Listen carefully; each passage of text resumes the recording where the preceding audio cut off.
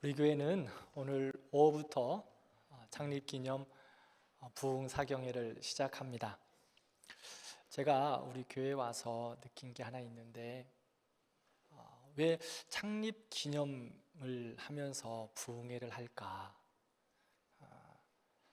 한번 생각해 본 적이 있어요. 우리 교회는 개척 초기부터 이렇게 창립을 기념하면서 교회를 더욱더 건강하게 세우기 위해서 말씀의 잔치를 여는 거구나. 교회가 하나님의 뜻을 이루고 건강하게 자라나기 위해서는 말씀의 터가 굳건해야 되는데 늘 교회가 개척된 것들을 생각하고 그 초심을 기억하면서 말씀의 잔치를 여는 거구나. 그렇게 저 혼자 생각했습니다. 여러분들도 거기에 동의를 하십니까? 그러기에 오늘 오후부터 시작되는 부흥사경회에 우리 성도님들 함께 참석하셔서 말씀의 잔치, 은혜가 충만한 시간이 되기를 바랍니다. 교회는 말씀이 굳건히 서야 건강합니다. 우리 믿음의 사람들도 마찬가지예요. 말씀이 굳건히 서야 믿음으로 건강하게 신앙생활을 할 수 있고 하나님의 사람으로 든든히 서갈 수 있습니다. 우리 모든 성도님들 시간도 정리하시고 마음도 정리하시고 환경도 정리하셔서 이번 부흥사경회 동안 여러분들 하나님이 베풀어 주시는 은혜를 마음껏 누리는 우리 성도들 되기를 바라고 우리 교회가 되기를 바랍니다. 지난주 우리는 나면서부터 걷지 못한 장애인이 예수의 이름으로 일어나 걷는 하나님의 기적을 살펴보았습니다. 베드로가 예수 그리스도의 이름으로 일어나 걸으라 선포하며 손을 잡아 일으키니 발에 힘을 얻고 걷기도 하고 뛰기도 하고 하나님을 찬송했습니다. 교회는 하나님의 영광이 있습니다. 예수 그리스도의 능력이 있습니다. 그러므로 예수 앞에 나오면 인생이 바뀝니다. 죽었던 영혼이 살아납니다. 육체적인 질병과 마음의 아픔, 깨어진 심령들이 예수의 이름으로 걷는 역사가 있습니다. 우리 성도들이 이렇게 성령의 충만함으로 날마다 하나님의 기적이 일상이 되는 우리 성도들 되기를 기도합니다. 또한 우리 교회가 예수 그리스도의 이름의 능력으로 세상을 치유하고 회복하는 구원의 방주가 되는 이 사명을 더욱더 잘 감당하는 우리 교회가 되기를 기도합니다. 오늘 본문을 보면 나면서부터 걷지 못한 장애인이 걷고 뛰면서 성전에 들어가 하나님을 찬송하기 시작합니다. 사람들은 그 사람이 나면서부터 걷지 못했던 안진뱅이였던 것을 잘 알고 있습니다. 그래서 그가 뛰어들어와 하나님을 찬송하냐 하니 사람들이 그를 보고 놀라기 시작합니다. 그리고 그 사람들을 보기 위해 그를 보기 위해 솔로몬 행각으로 모이기 시작합니다. 사람들이 모이기 시작하자 베드로와 요한은 조용히 그 자리를 피하려고 합니다. 그런데 고침을 받은 그 사람이 베드로와 요한을 붙잡습니다. 아마 그 사람은 베드로와 요한이 생명의 은인이었기에 감사의 마음을 표현하고 싶어 그들을 붙잡았을 것입니다. 나면서부터 걷지 못한 사람은 걷고 뛰는 것으로 흥분에 차 있습니다. 그 옆에 베드로와 요한이 서 있습니다. 사람들은 수군거리기 시작합니다. 저 사람들이 저 사람의 그 병을 고쳐주었나? 정말이야? 어떻게 고쳤대? 사람들은 누가 이런 기적을 베풀었는지 보고 싶었습니다. 그래서 순식간에 솔로몬 행각은 사람들로 가득 찼습니다. 베드로와 요한이 이상한 분위기를 감지합니다. 예수님이 하셨다고 하셨는데 예수님은 보이지 않고 베드로와 요한이 보입니다. 그 베드로와 요한을 보고 사람들이 그들이 기적을 행했구나, 이러한 이야기를 하면 수군거리기 시작합니다. 그리고 베드로와 요한을 보러 모여들고 있습니다. 12절에 베드로가 이것들을 보고 느끼기 시작합니다. 그리고 사람들에게 이야기합니다. 왜 우리를 주목하느냐? 베드로가 솔로몬 행각에 모인 사람들에게 말합니다. 이 일은 놀라운 일은 아닙니다. 이 일은 아주 쉬운 일입니다. 즉, 안진뱅이가 일어섰다고 하는 일, 그렇게 놀랄 만한 일이 아니다라고 이야기하는 거예요. 사람들이 그것은 지금 놀랍고 신기한 일이었기에 그것을 보러 왔는데 베드로는 그들에게 말하는 거예요. 그거 놀랄 만한 일이 아니에요. 마음만 먹으면 언제든지 가능한 일이에요 라고 이야기합니다. 이 말을 들은 사람들이 어땠을까요? 나도 고쳐주세요. 나도 이러한 질병이 있는데 나도 좀 고쳐주세요. 난리가 나지 않았겠습니까? 그때 베드로와 요한은 말합니다. 그런데요, 이 일은 우리가 한 일이 아닙니다. 우리의 능력이 아닙니다. 우리의 경건이 아닙니다. 우리는 이렇게 능력을 베풀 만한 사람들이 안 되는 것이에요. 그러면서 사람들에게 말합니다. 우리를 주목하지 마세요. 우리는 아무것도 아닙니다. 사랑하는 성도 여러분, 베드로와 요한은 지금 나면서부터 걷지 못한 장애인을 일으켰습니다. 걷게 했습니다. 하나님의 능력으로 복음을 위하여 맡기신 일을 주저없이 그리고 과감하게 감당했습니다. 그럴 때 나면서부터 걷지 못한 장애인은 일어났습니다. 하나님이 그들을 통하여 하나님의 역사를 보여주셨습니다. 그런데 이 정도의 상황이 되면 베드로와 요한이 말할 수 있어요. 좀 의시될 수도 있었을 거예요. 내가 고쳐주었다. 우리에게 이런 능력도 있다. 그런데 그들은 그런 유혹을 과감하게 던져버립니다. 그리고 말합니다. 우리가 고친 것이 아닙니다. 우리는 주목받을 하나의 이유도 없습니다. 하나님의 사람들이 부르심과 사명을 따라 맡기신 일들을 감당할 때 베드로와 요한의 자세가 그리고 그들의 모습이 우리에게도 필요합니다. 우리가 주의 일들을 감당할 때 능력이 예수님께 있고 모든 영광이 예수님께 돌아가야 하는데 사람이 그 안에서 주목받고 인정받기 시작하면 모든 것이 끝이 나는 것입니다. 많은 사람들이 주의 일들을 감당합니다. 또한 많은 이들이 주를 위해 충성합니다. 처음에는 순수하고 좋았습니다. 그런데 시간이 지나고 일들이 조금 잘 되고 칭찬이 있고 인정이 있으면 세상도 예수님도 간 곳 없고 그때부터 오직 자신만 보이기 시작합니다. 인정받고 싶습니다. 자기를 주목하라고 말하는 겁니다. 나 없으면 안 될 것 같고 내가 그곳에서 주도해야 한다고 생각합니다. 예수님은 다 사라져 버리고 오직 나만 보이기에 결국에는 문제가 될 때가 많이 있습니다. 그런데요, 거기까지 왔음에도 불구하고 자기만 모릅니다. 남들은 다 아는데 자기만 몰라요. 그래서 주님은 우리에게 주의 일들을 감당하며 하나님의 사람으로 살아갈 때 어떻게 살아가야 하는지 분명하게 말씀하셨습니다. 마태복음 16장 24절 함께 읽겠습니다. 이에 예수께서 제자들에게 이르시되 누구든지 나를 따라오려거든 자기를 부인하고 자기 십자가를 지고 나를 따를 것이니라. 아멘. 예수님은 주님의 일을 감당하는 우리들에게 그리고 예수 그리스도를 따라가는 우리들에게 분명하게 말씀하셨습니다. 자기를 부인하라. 세상과 나는 간 곳 없고 오직 구속한 주만 드러나고 보이면 된다고 말씀하십니다.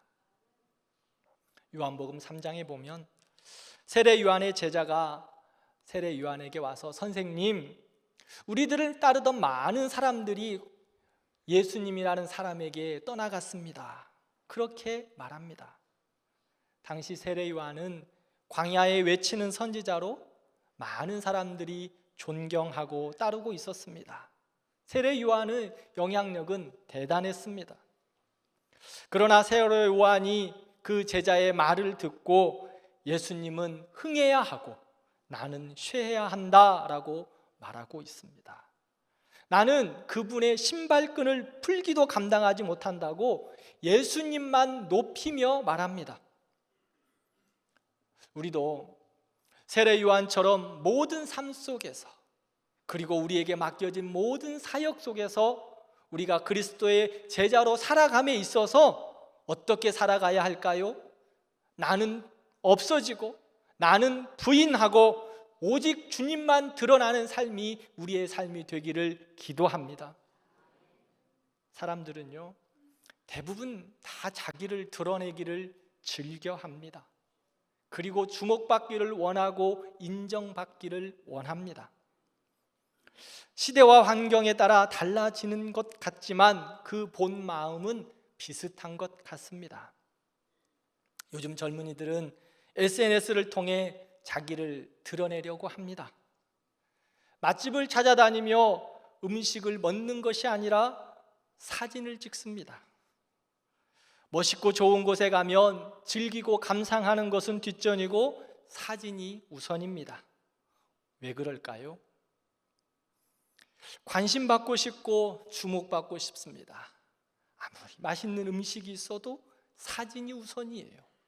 그래서 그것을 SNS에 올려서 좋아요라고 누군가 눌러줘야 행복합니다. 잘 먹지도 않습니다. 우리 아이들도 동일합니다. 식당에 가서 맛있는 음식이 있으면 제가 먼저 수저를 대지를 못합니다. 꼭 사진을 찍어야 먹을 수 있습니다. 요즘 말로 관종이지요. 교회에서는 어떻습니까? 모든 것에서 주님 사랑하는 마음으로 정말 많이 수고하십니다. 오늘 이 예배를 위해서도 수많은 성도들이 봉사하고 헌신하십니다. 보이는 곳, 보이지 않는 곳에서 얼마나 충성스럽게 섬기는지 모릅니다. 찬양대도 그렇고 우리 세션 모든 악기를 섬기는 우리 젊은 친구들도 그렇고 모든 곳곳에서 사랑과 수고로 헌신하고 있습니다. 감사합니다. 우리가 할 수만 있으면 관심을 가지고 그분들을 격려하고 축복하고 함께 해야 합니다. 감사도 표현해야 합니다. 찬양대 찬양하면 정말 은혜 받았다고 이 아침 일찍 나와서 수고한 이들을 향하여 하나님께 영광의 박수를 마음껏 돌려야 합니다. 그저 이렇게 남들이 친인가가 아니라 정말 예배를 통하여 찬양을 통하여 하나님께 영광이고 우리에게 은혜가 되기에 찬양대의 수고와 헌신 감사로 박수해야 합니다. 우리 젊은 친구들 아침 일찍 나와서 1부 예배, 2부 예배, 또 오후 찬양 예배 열심히 봉사합니다. 누가 알아주지 않습니다. 그래도 주님이 부르심 따라 주신 바 은사를 따라 열심히 수고합니다. 여러분, 이 예배를 위하여 누군가 이렇게 사랑과 수고와 헌신으로 준비합니다. 우리 모든 성도님들, 예배를 섬기는 모든 봉사자들 위해서 마음껏 감사를 표해 주시면 좋겠습니다. 수고하는 자들에게 참 격려해 주십시오. 우리 젊은 친구들에게도 참 은혜 받았다고, 여러분 찬양, 여러분들의 그 연주 너무 은혜롭다고. 그런데 인정해 드리지 않으면, 수고한다 말하지 않으면 어떤 사람들은 삐지고 서운해합니다. 관심을 받고 인정을 받아야만 힘이 나고 주목을 받지 않으면 힘이 빠지고 서운하다고 합니다. 그것은 하나님의 기쁨이 되지 않습니다. 그러기에 우리는 하나님의 사람으로, 부름받은 하나님의 사람으로 우리의 모든 삶 속에서 주의 몸된 교회를 또한 섬기고 봉사하고 헌신할 때 주님의 마음으로 감당하는 우리가 되어야 할 것입니다. 나는 없어지고 오직 예수님만 존귀하게 드러나면 족합니다. 그래서 베드로 사도는 이렇게 말하고 있어요. 베드로전서 4장 11절 말씀을 함께 읽겠습니다. 만일 누가 말하려면 하나님의 말씀을 하는 것 같이 하고, 누가 봉사하려면 하나님이 공급하시는 힘으로 하는 것 같이 하라. 이는 범사에 예수 그리스도로 말미암아 하나님이 영광을 받으시게 하려 함. 그에게 영광과 권능이 세세에 무궁하도록 있느니라. 아멘. 베드로는 은사를 받은 대로 하나님의 백성들이 섬기고 봉사하는 일에 어떻게 해야 될까 베드로전서에 말하면서 하나님이 말씀하시는 것으로 하라, 하나님이 공급하시는 힘으로 하라고 말하고 있습니다.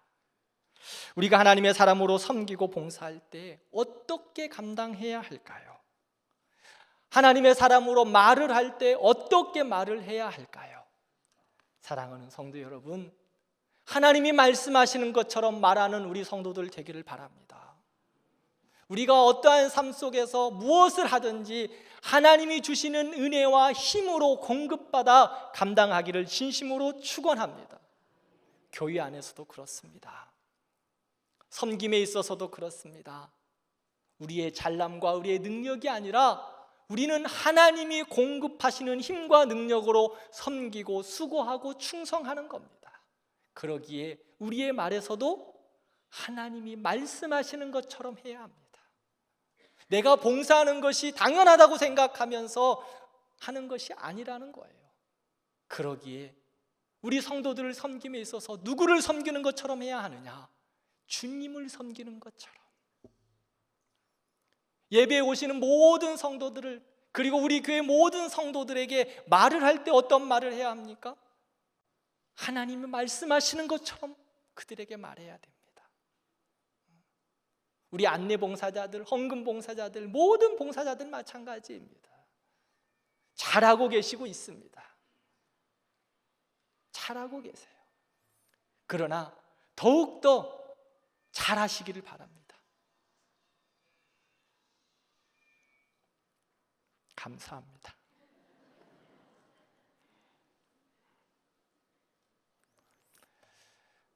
그렇게 하나님의 능력으로, 하나님의 말씀하시는 그 힘으로 그렇게 일들을 감당할 때 그곳에 은혜가 넘치는 거예요.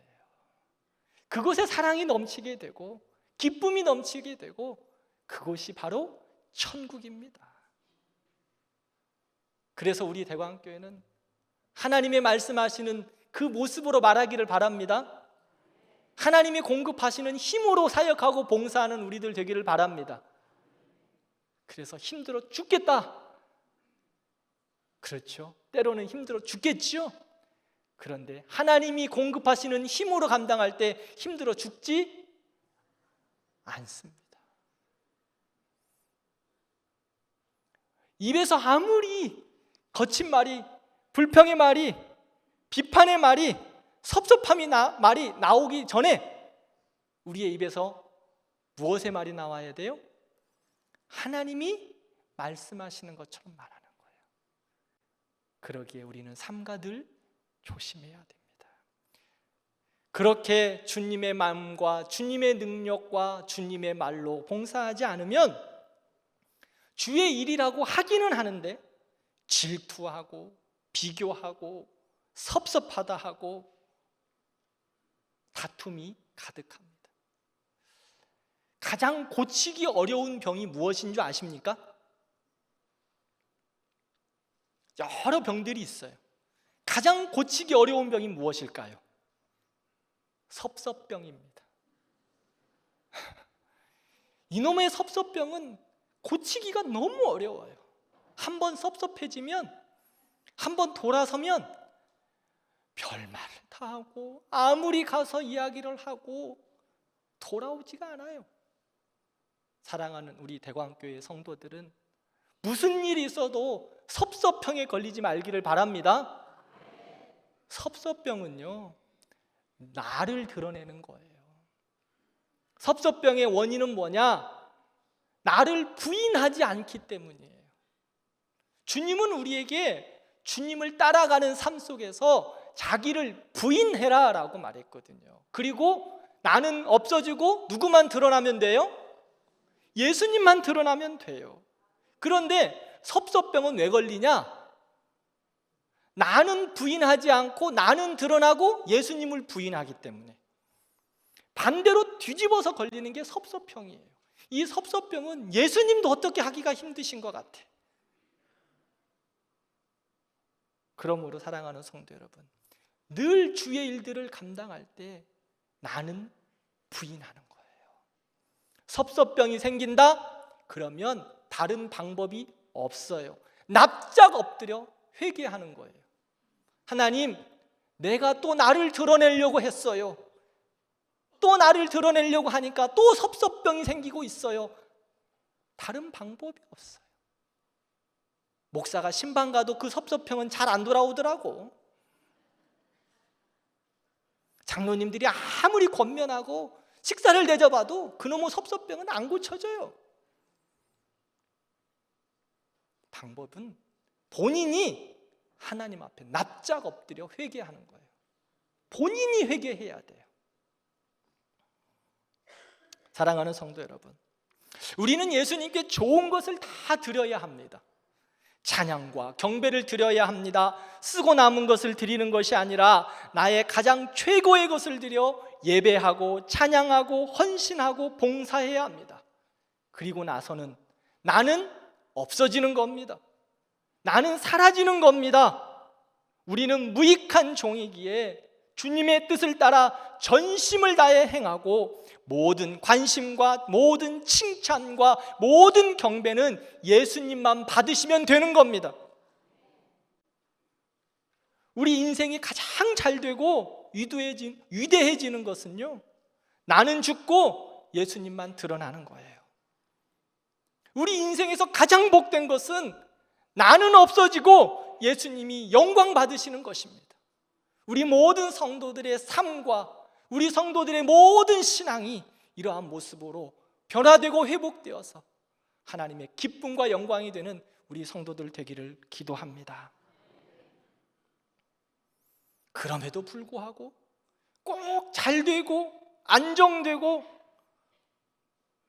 또 평안하면 나를 주목해달라고 하는 그러한 유혹들이 스물스물 올라와요. 그럴 때마다 우리는 늘 하나님 앞에서 자신을 점검하고 엎드려야 해요. 이스라엘 초대 왕이었던 사울 왕, 하나님의 부르심 앞에서 그는 처음 자기는 부족해서 감당할 수 없다고 숨어버렸습니다. 그런데 왕이 되고 조금 인정을 받습니다. 전쟁에서 승승장구합니다.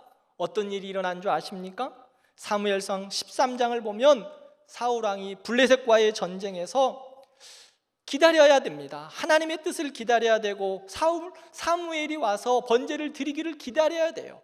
그런데 자기가 무엇이나 된 줄 알고 사무엘 대신 번제를 드립니다. 하나님은 그렇게 교만한 사울 왕을 버리십니다. 사랑하는 성도 여러분, 잘 될수록 나는 없어지고 잘 될수록 예수님만 드러나는 우리의 삶과 우리 교회가 되기를 축복합니다. 베드로와 요한, 지금 어떤 상황입니까? 자신을 드러낼 수 있는 상황이에요. 사람들이 그를 찾고 있어요. 쫓아가려 하여. 그때 베드로와 요한은 분명하게 말합니다. 왜 우리를 주목하느냐? 나는 아무 능력이 없다. 오직 예수 그리스도만 집중하라, 주목하라고 말하고 있습니다. 사랑하는 성도 여러분, 우리의 삶에, 우리의 사역에, 우리의 교회에 나는 없어지고 날마다 주님만 드러나는 은혜가 있기를 축원합니다. 그렇게 하려면 어떻게 해야 될까요? 13절부터 15절에 보면 베드로는 나를 주목하지 말라고 이야기하면서 13절부터 15절까지 예수 그리스도에 대해서 하나하나 다시 선포하고 있습니다. 그들에게 복음을 전하고 있어요. 나는 없어지고 예수님만 드러나기 위해서는 예수님을 잘 알아야 합니다. 예수님을 배워야 합니다. 예수님을 가까이 해야 합니다. 그들에게 이야기합니다. 너희가 죽인 예수, 그들이 그 예수가 우리를 구원했다. 십자가에 죽은 너희들이 십자가에 죽인 그 예수가 우리를 구원하셨고 그는 부활 승천하셨다. 그분이 우리의 구원자 되셨다고 베드로는 담대하게 선포하고 있어요. 사랑하는 성도 여러분, 나는 죽고 예수로 사는 것, 그것은 예수를 더욱더 알아가야 감당할 수 있습니다. 그러면서 이야기합니다. 16절 말씀을 함께 읽겠습니다. 그 이름을 믿음으로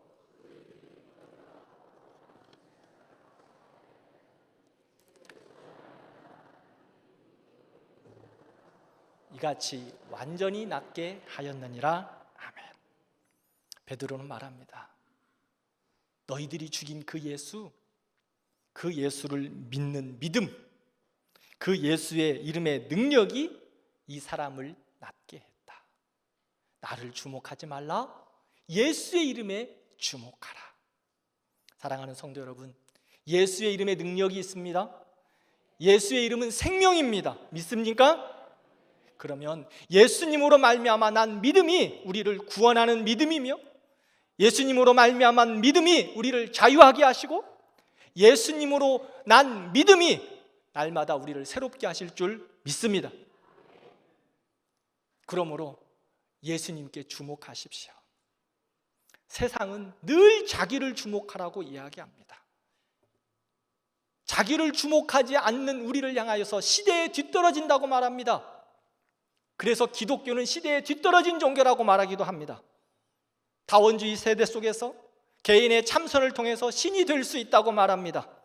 세상의 중심에 바로 너희가 있다, 너가 기준이다, 그렇게 우리에게 가르칩니다.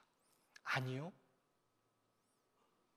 아무리 시대에 뒤떨어진다고 한들 우리의 기준은 오직 예수 그리스도이십니다.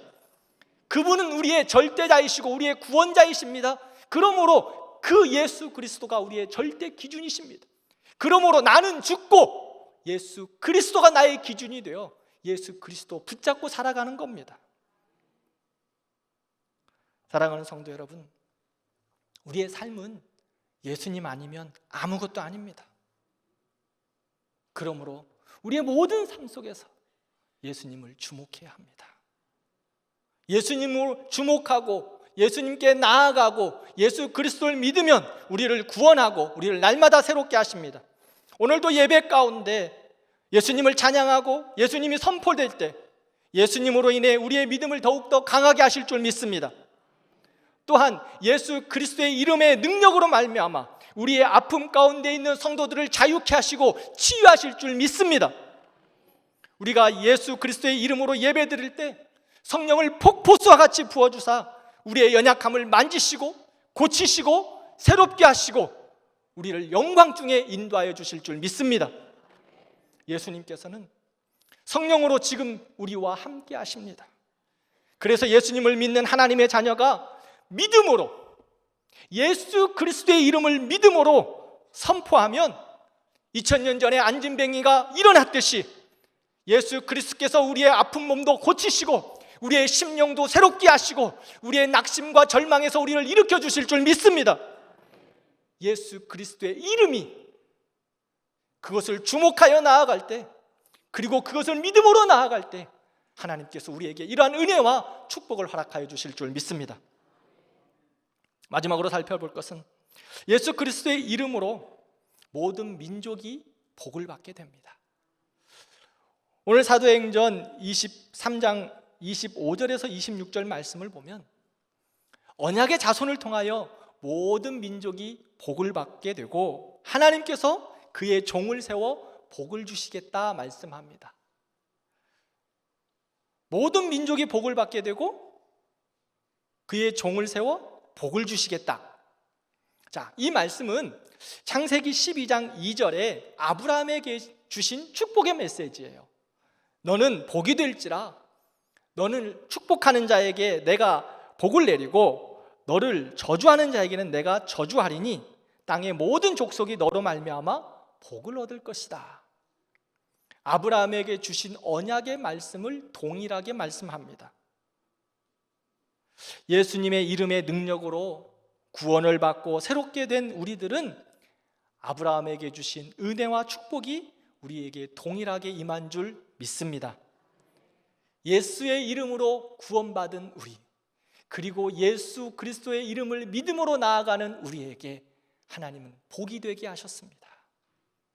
여러분들과 저는 복이요, 복의 근원입니다. 우리는 복을 받았어요. 그런데요, 이 복의 근원이 되었다라고 말하죠. 그리고 아브라함에게 너는 복의 근원이 되었다. 너를 축복하는 자에게 내가 축복하겠다 말씀하거든요. 그리고 아브라함을 통하여 모든 민족이 복을 받았다라고 말합니다. 이게 무슨 말일까요? 우리가 예수 그리스도의 이름으로 복을 받았어요. 그러면 아브라함에게 주신 복이 우리의 복입니다. 그럼 우리의 주변도 복을 받는 거예요. 우리가 복의 근원이 되었습니다. 모든 민족이 우리를 통하여 복을 받게 될 거예요. 그러면 모든 민족 끝에 부분에 가서만 복을 누리는 것이 아니라 여러분들이 복의 근원이기에 여러분들 통하여 여러분들의 가정이 먼저 복이 될 줄 믿습니다. 또한 여러분들의 가정을 통하여 여러분들을 통하여 여러분들의 형제들에게 복이 될 줄 믿습니다. 주님은 말씀해요. 예루살렘과 사마리아와 온 유대와 땅끝까지 복음의 증인되어 나아갈 때, 성령의 역사하심으로 나아갈 때 가장 가까운 온 유대부터 시작합니다. 여러분들이 복의 근원이 되어서 여러분들 통하여 여러분들의 자녀들이 복을 받고 가정이 복을 받고 형제들이 복을 받고 이 나라와 민족이 복을 받을 줄 믿습니다. 예수님은요, 생명이에요. 능력이에요. 죽은 자가 살아나고 안진뱅이가 일어나고 병든 자가 치유됩니다. 예수의 이름은 능력이에요. 사랑하는 성도 여러분, 여러분들을 통하여 이런 은혜와 역사가 일어나기를 축복합니다. 우리 교회를 통하여 이런 은혜가 전파되기를 기도합니다. 그래서요, 우리 교회를 통하여 또 우리 성도들을 통하여 우리 개봉동이 복을 받기를 바랍니다. 우리 성도들과 우리 교회를 통하여 구로구와 이 나라와 민족이 복을 받기를 기도합니다. 우리를 통해 복음이 전해지면 예수로 인하여 생명이 살아납니다. 죽었던 자들이 일어날 겁니다. 우리에게 있어서 가장 큰 복이 무엇입니까? 우리가 받은 가장 큰 기적이 무엇입니까? 우리가 받은 가장 큰 복과 가장 큰 기적은 예수님 믿은 거예요. 여러분들이 예수님 어떻게 믿었어요? 제가 가만히 여기서 보니까 예수님 믿을 만한 사람 한 명도 없어요. 한 명도 없어요. 다 보니까 다 죄인이야. 새카매. 저도 마찬가지고. 그런데 하나님의 은혜로 우리를 구원해 주셨어요. 죄인된 우리를 구원해 주셨다고요. 예수 그리스도의 이름으로 우리를 자유케 하시고 천국 백성 삼아 주셨어요. 그것이 가장 큰 은혜요, 가장 큰 축복입니다. 그것을 통하여서 그 다음 다른 일들이 일어나는 거예요. 그래서 우리를 통하여 다른 이들이 복을 받는 것이 가장 큰 은혜인 줄 믿습니다. 우리 주변이 복을 받는 건 우리가 예수 그리스도를 전함으로 복음의 증인되어 그들이 예수 믿는 것이 가장 큰 축복이에요. 이 나라와 민족 참 어려운 가운데 있습니다. 사랑하는 성도 여러분, 이 나라와 민족, 우리 교회를 통하여 복을 받을 줄 믿습니다. 어려운 시기에 누구를 향하여 비판하고 불평하고 원망하지 마십시다. 다 생각은 다르죠. 그러나 하나님, 이 나라 불쌍히 여겨달라고, 여러분들의 기도를 통하여 이 나라를 하나님께서 귀하게 세워주실 줄 믿습니다. 사랑하는 성도 여러분, 베드로는 원래 안진뱅이와 같은 사람이었습니다. 잘 아시죠?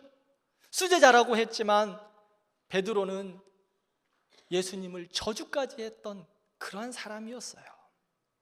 베드로뿐 아니라 제자들도 예수님을 부인하고 도망을 친 모두 다가 영적인 안진뱅이였습니다. 그런데 예수님의 부활, 오순절 성령 강림을 통해 성령의 충만함으로 그들은 살아났습니다. 예수의 이름이 그들을 살리셨습니다. 그들은 걷기도 하고 뛰기도 합니다.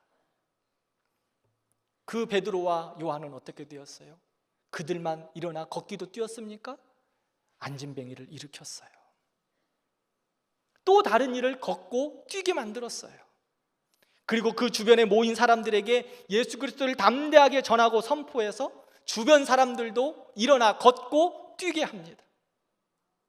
생명의 복음을 전함으로 3,000명이 넘는 사람들이 회개하고 주께로 돌아왔다 말씀합니다. 이렇게 생명의 역사, 예수 그리스도의 이름은, 복음은 흘러가는 겁니다. 축복은 흘러가는 거예요. 아브라함을 통하여 우리 세대까지 은혜와 축복을 받은 것처럼 은혜와 축복은 계속해서 흘러가야 합니다. 예수 그리스도를 통하여서 우리는 생수의 강을 마셨습니다. 생수의 강은 지금도 계속 흘러가고 있습니다. 물이 고여 있으면 어떻게 됩니까? 썩습니다. 물이 고이면 썩습니다. 하나님이 우리를 부르셨습니다. 은혜의 강 속에 헤엄치게 하셨습니다. 성령의 폭포수와 같은 은혜를 날마다 경험케 하신 줄 믿습니다. 그렇다면 멈추지 마셔야 합니다. 나가 기준이 되어서 멈추는 것이 아니라 예수가 기준이 되어서 계속해서 흘러가는 우리 모든 성도들 되기를 축원합니다. 나에게서 멈추면 바리새인들과 같이 종교화됩니다. 관료주의에 빠집니다. 그곳에서는 하나님의 역사가 일어나지 않습니다. 생명이 없습니다. 우리 모든 성도들과 우리 교회는 생명의 역사가 날마다 있기를 바랍니다. 나는 없어지고 예수님만 드러나고, 나는 죽고 예수님만 주목해서 우리 안에 역사, 예수 그리스도의 역사가 날마다 흘러가는 복된 우리 성도들, 그리고 우리 교회가 되기를 축원합니다.